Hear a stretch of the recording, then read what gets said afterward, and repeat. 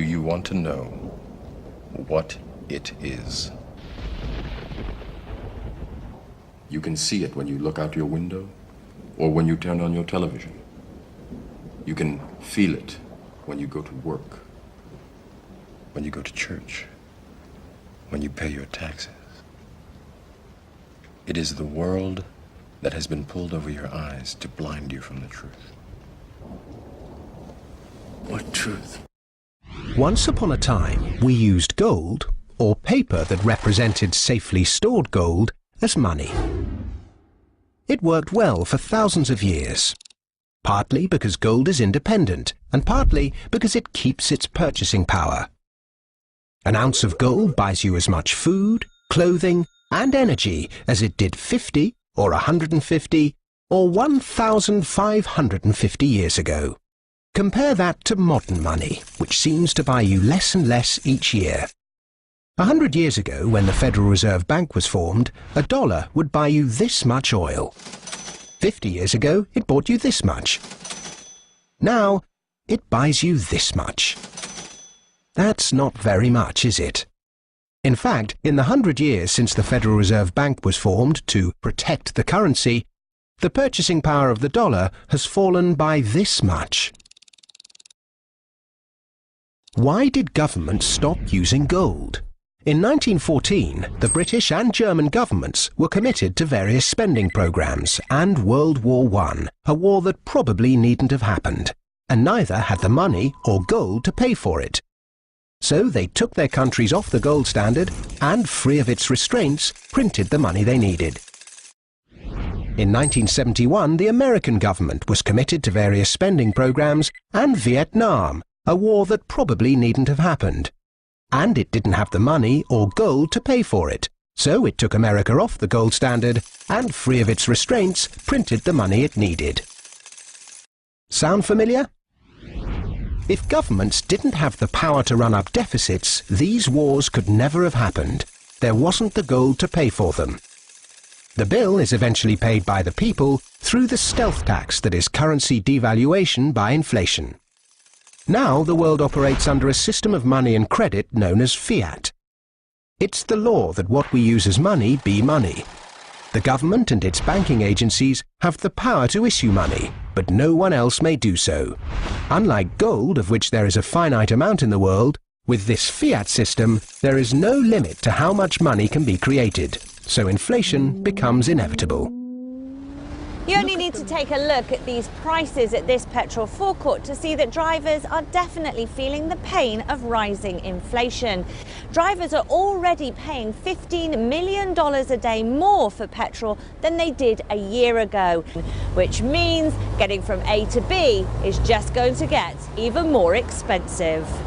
I'm filling up cars every day. I drive for a living, so there is a big impact, but what can we do?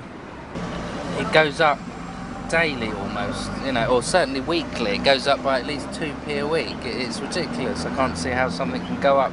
If we were talking about cat food or something, it doesn't go up by 2p a week.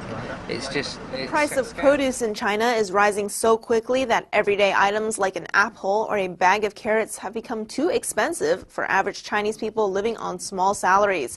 Citizens are calling for price controls, but the Chinese regime has been slow to act. Here's that story.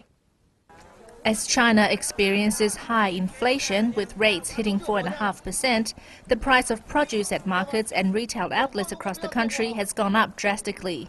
Chinese citizens are wondering how they will continue to afford to buy produce when staples like green peppers and carrots have tripled or quadrupled in price.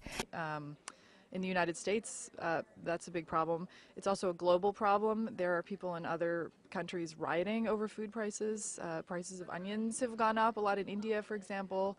Rice, staples of diets for people in many parts of the world are becoming sort of too expensive for them to afford. And it's a bit of a crisis, frankly.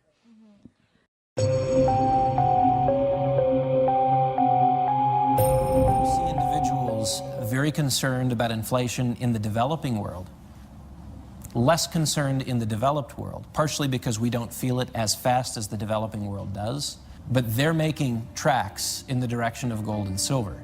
Why are they buying it? Are they buying it because they're gold bugs? No. Are they buying it because they're fascinated with the shimmer and shine of the metal? No. They're buying it as an antidote to poison.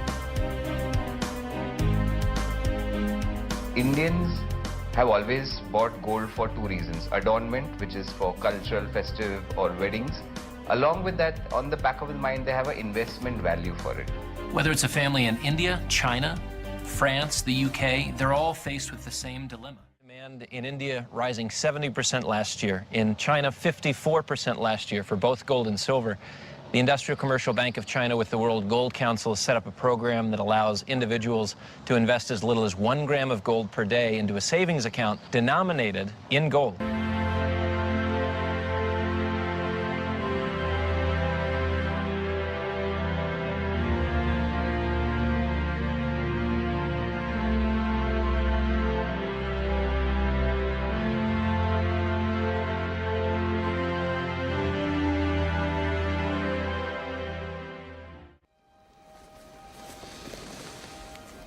This is your last chance.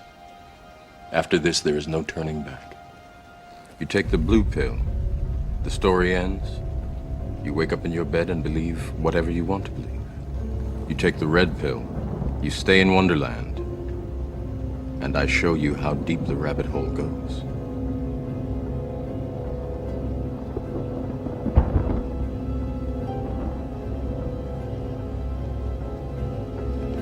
Remember, all I'm offering is the truth, nothing more.